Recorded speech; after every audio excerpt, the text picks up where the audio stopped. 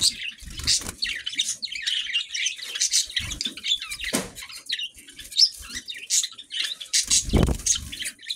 বন্ধুরা, আমি বুবই আর আমরা দেখছি আপনাদের পছন্দের ইউটিউব চ্যানেল প্যাড বয় ইউটিউব চ্যানেলে আরও এক নতুন এপিসোডে আপনাদেরকে স্বাগতম।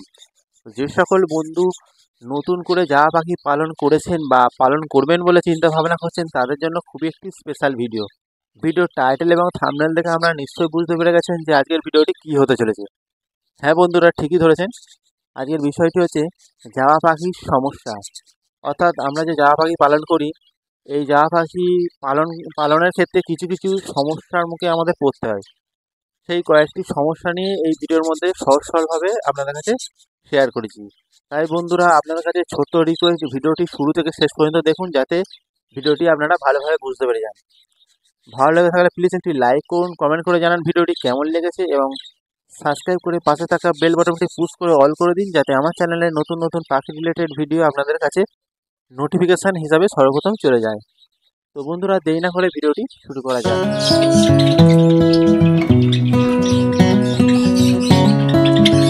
বন্ধুরা, আজকের ভিডিওটিতে যে বিষয় নিয়ে আলোচনা করব তা হলো জাবা পাখির সমস্যা নিয়ে।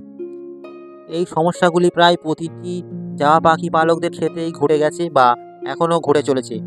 তবে যেসব বন্ধুরা নতুন জাবা পাখি পালন শুরু করেছেন তাদের ক্ষেত্রে বেশি হয়ে থাকে, কারণ নতুন বিড়ালরা জাবা পাখির সমস্যার সমাধান সম্পর্কে জ্ঞান না থাকায় সমস্যার মুখে পড়তে হয়।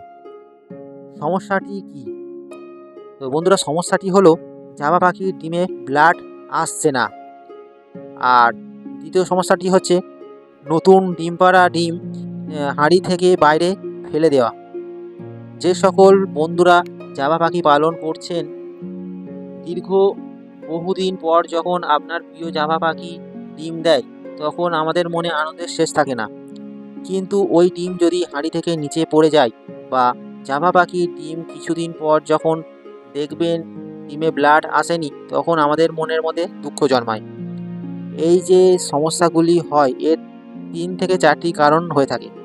তো বন্ধুরা, প্রথম যে কারণটি হলো তা হলো, প্রথম কারণ হিসাবে বলবো যে আপনারা পাখি বিড়ে বসেছেন, সেই পাখির ব্রিডিং সম্পর্কে অভিজ্ঞতা কম। অর্থাৎ আপনি যে জাবা পাখিকে ব্রিড করতে দিয়েছেন, ওই জাবা পাখি ফার্স্ট টাইম ব্রিড করছে, ওদের ব্রিডিং সম্পর্কে কোনো ধারণাই নেই। যেহেতু ফার্স্ট টাইম ব্রিড করছে, তাই মেটিং ও প্রপার না হওয়ার কারণে ডিমে ব্লাড আসেনি।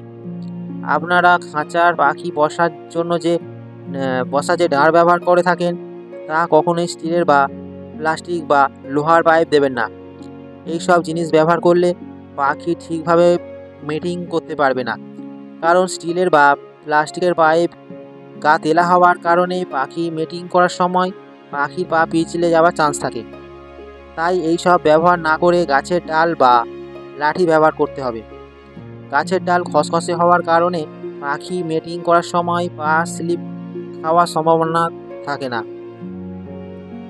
বন্ধুরা, দ্বিতীয় কারণ যেটি আছে সেটি হচ্ছে পাখি ডিম ফেলে দেওয়া। পাখি ডিম ফেলে দেওয়ার পিছনে যে কারণ আছে তা হচ্ছে, জাবা পাখি নেস্টিং মেটেরিয়াল হিসাবে যদি আপনারা নারকেলের ছোবড়া ব্যবহার করে থাকেন, তো নারকেলের ছোবড়া জাবা পাখির নোকে আটকে ডিম নিচে পড়ে যায়। জাবা পাখি এমনিতেই ছটফটে স্বভাবের পাখি, আর আপনি যদি নেস্টিং মেটেরিয়াল হিসাবে নারকেলের ছোবড়া ব্যবহার করে থাকেন এবং ওই নেস্টিংয়ের উপরে পাখি ডিম দিয়ে পাখি যখন তা দিতে থাকে, বাইরে কোনো আওয়াজে পাখি ভয় পেয়ে তাড়াহুড়ো করে যখন হাঁড়ি থেকে বের হতে যায়, তখনই পাখির নোকে নারকেলের ছোবড়া আটকে গিয়ে ডিমে ধাক্কা লেগে ডিম ভেঙে যায়, অথবা অনেক সময় ডিম নাড়া খেয়ে হাঁড়ি থেকে নিচে পড়ে যায়। তাই আমাদের উচিত নেস্টিং মেটেরিয়াল হিসাবে নারকেলের ছোবড়া ব্যবহার না করে খেজুর পাতার ঝাউ দিয়ে বা নারকেলের পাতা সরু সরু করে চিড়ে শুকনো করে নেস্টিং মেটেরিয়াল হিসাবে ব্যবহার করা। এতে নোকে আটকাবে না আর ডিম পড়বে না। আবার অনেক সময় দেখবেন খাঁচার ফ্লোরে পুরানো, শুকনো বা খারাপ ডিম পড়ে থাকার কারণ হলো, পাখি ডিমে তা দিয়ে ফার্টাইল ডিম ফুটিয়ে বাচ্চার জন্ম দেয়। আর যেসব খারাপ ডিম বা শুকনো ডিম হাঁড়ি বা ব্রিডিং বক্সের মধ্যে পড়ে থাকে, তো ওই হাঁড়ি বা ব্রিডিং বক্স থেকে পাখিরা ঠোঁটে করে ওই শুকনো বা খারাপ ডিম হাঁড়ি থেকে নিচে ফেলে দিয়ে থাকে। তবে সব জামা পাখি করে না, কিছু কিছু জামা পাখি এটি করে থাকে। বন্ধুরা, তৃতীয় যে বিষয় নিয়ে আলোচনা করবো তা হচ্ছে ডিমে ব্লাড না আসার কারণ। ডিমে ব্লাড আসে না তার কারণ হলো ভিটামিন ই এবং ক্যালসিয়ামের অভাবের কারণে। জাভা পাখি seed mix, soft food, egg food দেবার পাশাপাশি পাখিকে ব্রিডিংয়ে বসানোর আগে ক্যালসিয়ামের কোর্স করাতে হবে। ক্যালসিয়ামের কোর্স করানোর জন্য ক্যারিসল ডিসি, মেকালভেট, অস্টোভেট বিভিন্ন রকমের ক্যালসিয়াম পাওয়া যায়। তার মধ্যে আপনারা যেটি ব্যবহার করে থাকেন সেইটি দিতে পারেন। নির্দিষ্টভাবে আমি বলবো না যে এই ক্যালসিয়ামটি আপনি ব্যবহার করুন, কারণ বিভিন্ন জায়গায় বিভিন্ন ধরনের ক্যালসিয়াম পাওয়া যায়। তো আপনারা যেই ক্যালসিয়ামটি ব্যবহার করছেন আগে থেকে সেই ক্যালসিয়ামটি আপনারা ব্যবহার করতে পারেন। তো যে কোনো ক্যালসিয়াম একটি দেবেন, ঠিক আছে। তো কীভাবে দেবেন, 1 কাপ জলের মধ্যে 4 ফোঁটা এই হিসাবে দেবেন, আর না হলে 1 লিটার জলে 5 ml হিসাবে আপনারা ব্যবহার করতে পারেন। তো এইভাবে আপনারা পরপর 7 দিন দেবেন, ঠিক আছে। ব্রিডিংয়ে বসার আগে পাখিকে দিতে হবে। এছাড়া ভিটামিন ই এর অভাবে দূর করার জন্য ইবিকন ই মেডিসিনটি 1 কাপ জলে 3 ফোঁটা করে দিতে হবে 5 দিন। এইভাবে আপনাকে ব্যবহার করতে হবে ডিম পাড়ার আগে।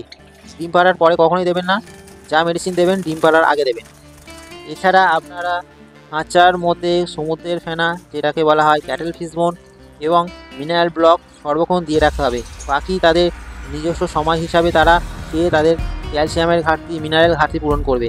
এছাড়া আমরা যে পোলট্রির মুরগি বা দেশি মুরগি যে ডিম খাই তার ডিমের খোসা ভালো করে ধুয়ে শুকনো করে সেই খোসা আপনারা খাঁচার ফ্লোরে ফেলে রাখতে পারেন। পাখিরা সময় মতো ওরা খেয়ে ক্যালসিয়ামের ঘাটতি পূরণ করতে পারে। পাখি আকারে ছোট হওয়া সত্ত্বেও এরা 6 থেকে 8টি পর্যন্ত ডিম দিয়ে থাকে, তাই এদের শরীরে ক্যালসিয়ামের ঘাটতি দেখা দিয়ে থাকে। তাই ব্রিডিংয়ে বসার আগে ক্যালসিয়ামের কোর্স করিয়ে নিতে হবে। তার পাশাপাশি সমুদ্রের ফেনা, মিনারেল ব্লক, ডিমের খোসা এইসব দিয়ে রাখতে হবে। পাখি নিজের প্রয়োজনের মতো এইসব উপকরণ খেয়ে শরীরের ক্যালসিয়ামের অভাব পূরণ করে থাকে। যাই হোক বন্ধুরা, এইসব দিক আপনারা মেনে চললে আশা রাখছি এই রকম কোনো সমস্যার মুখে আপনাদের কখনোই পড়তে হবে না। ভিডিওটি আজ এই পর্যন্ত। ভিডিওটি সম্পূর্ণ দেখার জন্য অসংখ্য ধন্যবাদ। আশা করছি আপনাদের পাখি পালন জীবনে অনেকটাই হেল্প হবে। তো ভিডিওটি ভালো লাগে তাহলে প্লিজ একটি লাইক করুন, কমেন্ট করে জানান ভিডিওটি কেমন লেগেছে, এবং সাবস্ক্রাইব করে আমার চ্যানেলটি এগিয়ে যেতে সাহায্য করুন, এবং প্রচুর প্রচুর শেয়ার করে দিন। আর বন্ধুরা, এই ভিডিও সম্পর্কে যদি কোনো কিছু জানা থাকে তাহলে আমাকে প্লিজ কমেন্ট করে জানাতে পারেন, এবং কোনো কিছু টপিক নিয়ে যদি ভিডিও করার জন্য আমাকে কমেন্টে যদি জানান তাহলে আমি চেষ্টা করবো সেই টপিকের উপরে ভিডিও বানানোর জন্য। ঠিক আছে বন্ধুরা? তো বন্ধুরা, আজকের মতো এই পর্যন্ত। দেখা হচ্ছে নেক্সট ভিডিওতে। আজকের মতো টাটা।